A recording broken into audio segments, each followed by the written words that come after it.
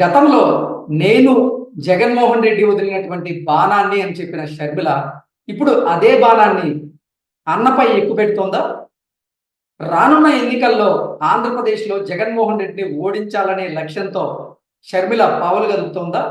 అందులో భాగంగానే క్రిస్టియానిటీ అనేటువంటి స్లోగన్ని తెర వెనక తీసుకొస్తుందా అంటే అవుననే సమాధానం ఇస్తున్నారు కొంతమంది రాజకీయ విశ్లేషకులు. ఇక ఇదే అంశానికి సంబంధించి మనతో మాట్లాడేందుకు ప్రముఖ రాజకీయ విశ్లేషకులు అడుచుమల్లి శ్రీనివాసరావు గారు మనతో ఉన్నారు. అయితే సార్ నమస్తే అండి. నమస్కారం అండి. సార్, రానున్న ఎన్నికల్లో ఆంధ్రప్రదేశ్లో జగన్మోహన్ రెడ్డి ఓటమే లక్ష్యంగా షర్మిల గారు పావులు కదుపుతున్నారా?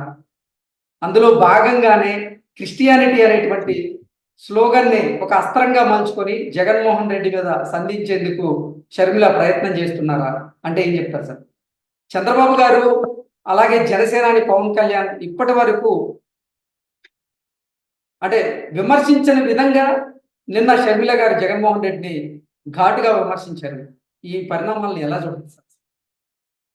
ఇప్పుడు మీ ప్రత్యేకించి మత ఆధారంగా రాజకీయాలు ఉంటాయని నేను అనుకోవట్లేదండి. వాళ్ళకి కాంగ్రెస్ పార్టీలోకి ఆవిడ పార్టీని మెర్జ్ చేసింది షర్మిల గారు. తెలంగాణలో ట్రైల్ వేశారు వైఎస్ఆర్టీపీ అని, వైఎస్ రాజశేఖర రెడ్డి తెలంగాణ పార్టీ అని, రాజ్యం తీసుకొస్తానని తెలంగాణలో తిరిగింది ఆవిడ. తెలంగాణ వాళ్ళు చాలా తెలివైన వాళ్ళు కాబట్టి రాజ్యం గట్టా మాకు వద్దమ్మా, మా తెలంగాణ బంగారు తెలంగాణ ఉంది మాకు అని చెప్పారు వాళ్ళు. ఎందుకంటే రాజ్యం చూస్తున్నారు కదా పక్కనే వాళ్ళ అన్నగారి రాజ్యం, ఇక అవన్నీ మాకు వద్దులేండి అన్నారు. తర్వాత ఆవిడ కేసీఆర్ గారిని విమర్శించింది, అలాగే కాంగ్రెస్ ని రేవంత్ రెడ్డి గారిని వీళ్ళందరినీ కూడా విమర్శించింది. తర్వాత మళ్ళా పార్టీలో జాయిన్ అయిపోయింది. వాళ్ళు ఏం చేశారంటే మీరు ఆంధ్రాలో పనిచేయండి, పూర్తి బాధ్యతలు అప్పచెప్తామని చెప్తారు. అది కరెక్ట్ కదా. వాళ్ళ అన్నగారితో ఆవిడకి విభేదాలు ఉన్నాయని చెప్తున్నారు, ఆవిడే చెప్తుంది, చాలా సార్లు చెప్పారు. వాళ్ళ అన్నగారు దూరంగా వచ్చి పార్టీ పెట్టుకుంది. ఓపెన్ గానే ఉన్నాయి, విభేదాలు ఉన్నాయని తెలిసిపోతున్నాయి. ఆస్తి గొడవ, లేకపోతే వదిన మరదళ్ళ గొడవ, అన్న చెల్లెలు గొడవ ఉండదండి. అన్నగారు చెల్లెల్ని ఎప్పుడు ఏమంటారు, చెల్లె ఎప్పుడన్నా ఒక మాట అంటది కదా అన్ననే, కాదన్న అన్నలో చెల్లెల్ని బాగా చూసుకుంటారు. ఇక్కడ వదిన మరదళ్ళ గొడవ ఎవడ తీర్చలేడు. అలాంటిది ఏదో ప్రాబ్లం ఉంది అక్కడ, ఈగో క్లాషెస్. అలాంటి పరిస్థితుల్లో ఆవిడ చిలికి గాలివాన అయిపోయింది.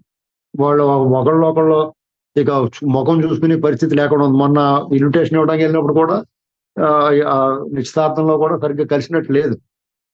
ఇప్పుడు ఆవిడ జగన్మోహన్ రెడ్డి ఆహ్వానించినప్పటికీ సున్నితంగా వాళ్ళు తిరస్కరించినట్లుగా కూడా మనకు కొన్ని విజువల్స్ లో చూసాం. అదే ఇప్పుడు ఈవిడ ఆంధ్రప్రదేశ్ పిసిసి చీఫ్ గా వెళ్ళింది. వెళ్ళటం డైరెక్ట్ హిట్. జగన్మోహన్ రెడ్డి భయపడుతున్నారా సార్ అంటూ మాట్లాడుతుంది.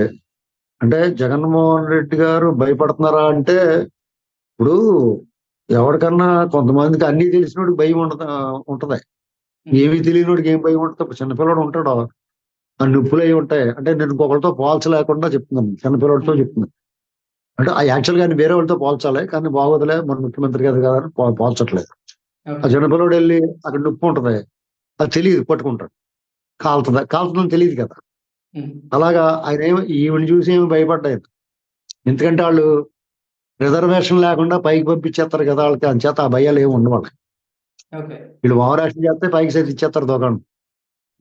వాళ్ళ అలవాటైన అభ్యాసమైన విద్య అది, కాబట్టి వాళ్ళు పెద్ద భయపడతారు నేనేం అనుకుంటలేదు. అయితే రాజకీయంగా నష్టమా లాభమా అంటే ఆల్రెడీ ఆయన డ్యామేజ్ అయిపోయాడు, డిజాస్టర్ అయిపోయి ఉన్నాడు. వీళ్ళు కొత్తగా డ్యామేజ్ చేసేది ఏముంది? జగన్మోహన్ రెడ్డి గారు ఆల్రెడీ డిజాస్టర్. చంద్రబాబు నాయుడు గారికి అరెస్టు 2023 సెప్టెంబర్ 10కి ముందే జగన్మోహన్ రెడ్డి గారి పని అయిపోయింది. కరెక్ట్ గా సంవత్సరం క్రితమే ఒక సర్వే వచ్చింది. ఆ సర్వే ఏంటి?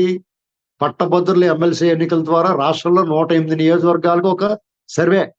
అది ఆ 3 చోట్ల కూడా మాట్లాడిపోయింది ఆవిడ. ఈవెన్ పులివెందులో కూడా వాళ్ళు ప్రత్యర్థులు పైచేసి సాధించారు. ఇంక మళ్ళీ కొత్తగా సర్వే ఎందుకు, ఆయన పని అప్పుడే అయిపోయింది. అందులో ఆయన ఏం చేశాడు? వైనాట్ కుప్పం, వైనాట్ 175, మళ్ళీ జగన్ అన్నే వస్తాడో, ఇలాంటి మాటలు అనుకుంటా అందరినీ జాగి వాళ్ళకి 3 మంది సోషల్ మీడియా బ్యాచ్లు, ఈ ప్రచారకర్తలు అందరూ ఉన్నారు కాబట్టి, డబ్బులు ఇచ్చుకుని పెట్టుకున్నారు కాబట్టి వాళ్ళందరూ ఓదరు కొట్టేస్తూ ఉంటారు. కొంతమంది మీడియా పర్సన్స్ కూడా వాళ్ళకి బాగా చిడతలు వాయించేస్తూ ఉంటారు. మళ్ళీ అతనే వస్తాడు. కొంతమంది సర్వే సంస్థలు, నేషనల్లో జాతీయ సర్వే సంస్థలు కూడా 25కి 24 వచ్చేది సిగ్గు లేకుండా, 25 సీట్లకి 24 ఎంపీలు వచ్చేస్తని చెప్పి బుద్ధి లేకుండా ఉన్నాయి. వాళ్ళు అలా జనాలు నాడి ఏదో తెలిసే వాళ్ళకి ఏమనుకుంటున్నారు, సీఎన్ ఉమ్మేహారు అందరూ ఎలా వస్తాడరా బుద్ధి లేదని నీకని అడిగారు. ఇలాంటి పరిస్థితుల్లో ఈవిడ రావటం వల్ల కొత్తగా పోయేది ఏముండదు దానికి. ఏం జరుగుద్ది అంటే ఈవిడ రావటం వల్ల ఇన్నాళ్ళు టీడీపీ కంటే ఎక్కువ మాట్లాడిందంటారు. టీడీపీ ఎక్కువ పోరాటం చేసింది, టీడీపీయే తన్నులు తిన్నది, టీడీపీయే కేసులు పెట్టించుకుంది. ఆఖరికి చంద్రబాబు నాయుడు గారు కూడా జైల్లో ఉన్నాడు, లోకేష్ గారి మీద కేసులు ఉన్నాయి, టీడీపీ నాయకులందరి మీద దారుణమైన హింస, దారుణమైన హెరాస్మెంట్ జరిగింది. ఆయన ఆటంకాలు, అడ్డంకులు, అణిచివేత, గొంతు నొక్కడు, దుర్మార్గాలు చేశారు. టీడీపీ పార్టీ ఆవిర్భవించిన తర్వాత ఇంతటి దుర్మార్గం ఇప్పుడు చంద్రబాబు నాయుడు గారు ఎంతో మంది నాయకులను చూశాడు, ఆ నాంతటి కూడా పోరాడాడు. కానీ ఇవాళ ఆయన దురదృష్టం ఏంటంటే ఇటువంటి దొంగతనాలే చేసేసి ఈ రాష్ట్ర ప్రజల డబ్బులు కొలగొట్టేసేసి 10 ఏళ్ల నుంచి బెయిల్ మీద తిరుగుతున్నాడు. 43,000 కోట్లు సీజీఐ ఉండిపోయి 18 కేసులు ఏమనగా ఉన్నవాడితో పోరాడదు. ఆయన దురదృష్టం. ఆయన ఒక విజనరీ అని చెప్పుకుంటాం, బ్యాడ్ లక్ ఏంటంటే ప్రిజనరీతో దెబ్బడం రైట్. దానికి మళ్ళీ కొంతమంది పెద్ద పెద్ద విశ్లేషకులు, వాళ్ళు మేధావులు అబ్బాయి చాలా బాగా నిజాయితీగా ఉన్నాడని మాట్లాడుతూ ఉంటారు. విశ్రాంతి అధికారులు, అది బుద్ధి జ్ఞానం లేకుండా ప్రజలను ఏం చేద్దామని వీళ్ళు. అలాంటి పరిస్థితుల్లో ఆయన షర్మిల గారు రావటం ఇబ్బందే మరి. ఎందుకంటే వైఎస్ ఫ్యామిలీ ఇదేదో పెద్ద వంశవృక్షం లాగా చెప్తూ ఉంటారు. వైఎస్ ఫ్యామిలీ, రాజన్న రాజ్యం అంటే ఏదైనా రామరాజ్యమా?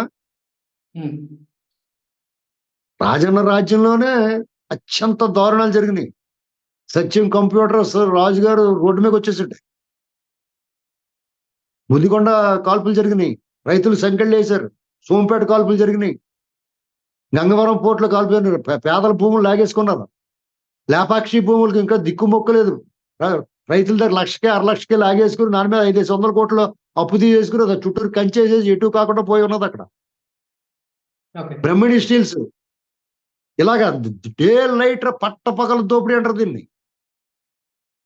రాష్ట్రాన్ని కొల్లగొట్టేశారు. దాని గురించి రాజన్న రాజ్యం తీసుకొస్తా ఉంటారేంటి? ఇప్పుడు ఈవిడ మాత్రం తక్కువ తిందా? వాళ్ళ అన్నగారికి జగనన్న వదిలిన బాణాన్ని అని చెప్పింది. ఈ రాష్ట్రం ఆంధ్రప్రదేశ్ అలాగే తగలడిపోతానికి వాళ్ళు కూడా చేయేశారు కదా. ఓం స్వాహ అని చెప్పేసి ఒక గరిట నెయ్యేసింది కదా అందులో, ఆ మంటలోని వాళ్ళ అమ్మాయి ఈవిడిని. ఇవాళ వాళ్ళకేదో గొడవలు వచ్చినాయి, సరే వచ్చింది ఏదో ఆ పాప ప్రక్షాళనకే ప్రాయశ్చిత్తం చేసుకోవడం వచ్చింది అనుకోండి. పోనీ రావడం అన్నగారి మీద మొదలెట్టింది. నువ్వు క్రైస్తవుడు అయి ఉండి మణిపూర్లో ఆ క్రైస్తవులకి ఎంత దుర్మార్గం జరుగుతుంటే నువ్వు మాట్లాడవా, స్పందించవా అని అడుగుతుంది.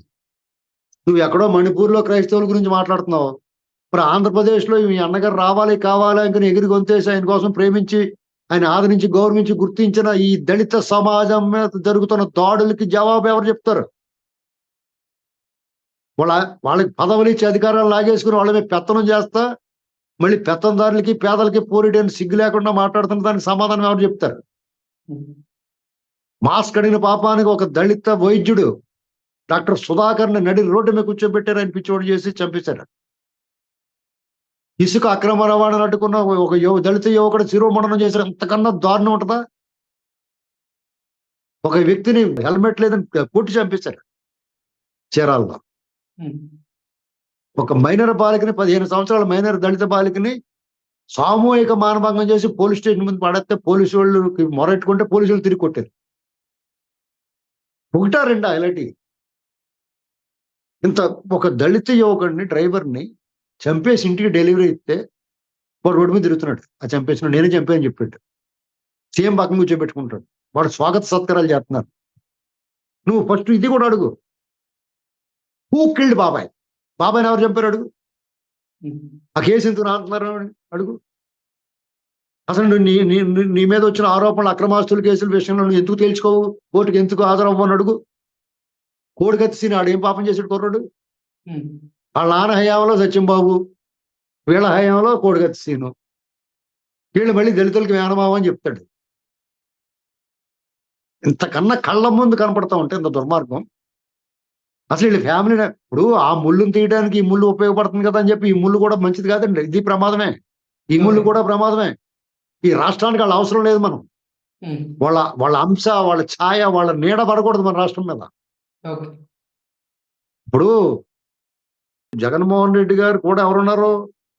రాజశేఖర రెడ్డి గారు రాజన్న రాజ్యం తెస్తారంటున్నాడు. మరి రాజన్న రాజ్యంలో అంతకుముందు ఉన్న మనుషులు కేవీపీ రామచంద్ర, రాజశేఖర రెడ్డి గారి ఆత్మ. ఆయన ఏడి? రాజశేఖర రెడ్డి గారి ఇంకొక ఆయన ఉన్నాడు ప్రేతాత్మ, ఉండగల అరుణ్ కుమార్. నేనేమన్నాను? ప్రేతాత్మ అంటే దెయ్యం కనపడదు కదా, వెనకాల ఉంటది గాలిలోని. అలా వెనకాల నుండి హెల్ప్ చేస్తున్నాడు. ఓకే. ఈ ఆత్మ డైరెక్ట్ గానే కనపడుతుంది. కాంగ్రెస్ లో ఉండి జగన్కి హెల్ప్ చేస్తాడు. ఆ ప్రేతాత్మ ఏంటంటే నేను వెనకాల నుండి నేను తటస్థంగా ఉన్నా, రాజకీయ సన్యాసం చేశానని చెప్పేసి వెనకాల నుంచి హెల్ప్ చేస్తా ఉంటాడు. ఓకే. ఇక రెస్ట్ ఆఫ్ ఆల్ ఎవరు లేరు. ఆ సూర్యుడు కానీ ఎవరు కనపడరు. హ్మ్. ఇవాళ ఈవిడ వచ్చింది, రేపు పొద్దున కలిసిపోరని నమ్మకం ఏంటి? అంటే ఇక్కడ ఎవరన్నా ఆలోచించాలంటే సరే, మనం ఎవరన్నా కానీ నమ్మరు, ఆవిడంటేనే నమ్ముతారు జనం. హ్మ్. నేను నువ్వు ఇంకొకళ్ళు విమర్శిస్తే మనమేమో వాళ్ళ మీద ఇష్టం లేక మాట్లాడేమంటారు. పార్టీ వాళ్ళు విమర్శిస్తే రాజకీయంగా అంటారు. వాళ్ళు సొంత చేయాలి అందనుకో, అప్పుడు జనాలకు బాగా గుచ్చుకుంటారు. ఆయన వదిలిన బాణం ఆయనకే గుచ్చుకుంటుంది వచ్చి, ఓకే. బూమరాంగ్ అంటుంది. కాబట్టి షర్మిల ఇంకా బాగా మాట్లాడి ఇంకా బాగా వాళ్ళ తాలూకున్న దుర్మార్గాలన్నీ ఎండగట్టాలని కోరుకోవాలి. పించి హిట్ ఇచ్చింది నిన్న. రావటం ఒక అడుగు ముందుకేసి కొట్టింది.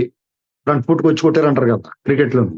ఇప్పుడు హెలికాప్టర్ షాట్ కొట్టాలంటే బాబాయ్ మర్డర్ కేసు గురించి మాట్లాడితే బాగుంటుంది. ఓకే. ఖచ్చితంగా జగన్మోహన్ రెడ్డికి అతని పని అయిపోయింది. జనాలు టికెట్ ఇచ్చినోడేమో ఇంటికి వెళ్ళి ఎడుతున్నాడు, టికెట్ రానుడేమో రోడ్డు మీద ఎడుతున్నాడు. ఇద్దరు కలిపి ఎలక్షన్ అయిపోయిన తర్వాత ఒక మూలకెళ్ళి ఎడుతారు. వాళ్ళు ఇప్పుడు చాలా మంది పార్టీని దూకేసి పారిపోతాం చూస్తున్నారు. కొంతమంది టీడీపీలోకి, కొంతమంది జనసేనలో పోతున్నారు. వాళ్ళ గేట్లు మూసేసారనుకోండి, మిగిలిన వాళ్ళు అందరూ కాంగ్రెస్ లో పోతారు. ఇక్కడ ఈయన అయినా సరే బలవంతంగా ఇప్పుడు వాళ్ళు టికెట్లు మనుషులు లేరు. ఎంపీ టికెట్లు ఇద్దామంటే మనుషులు లేరు. అందుకని ఫ్యామిలీ ప్యాకేజ్ కింద ప్యారడైజ్ బిర్యానీ లాగానే 5 రేసి కలిపి ఇస్తున్నాడు. వాళ్ళ కుటుంబంలో 5 సీట్లు 6 సీట్లు ఇచ్చేస్తున్నాడు. చూసారా? అలాగా రేపొద్దున వీళ్ళందరికీ బీఫారాలు ఇచ్చిన తర్వాత ఫోన్లు కట్టేసి ఇంట్లో కూర్చుంటారు నామినేషన్ లేకుండానే. వాళ్ళ కోసం ఎత్తుకోలేదు. ఇది పరిస్థితి. Okay. Okay sir. Thank you so much.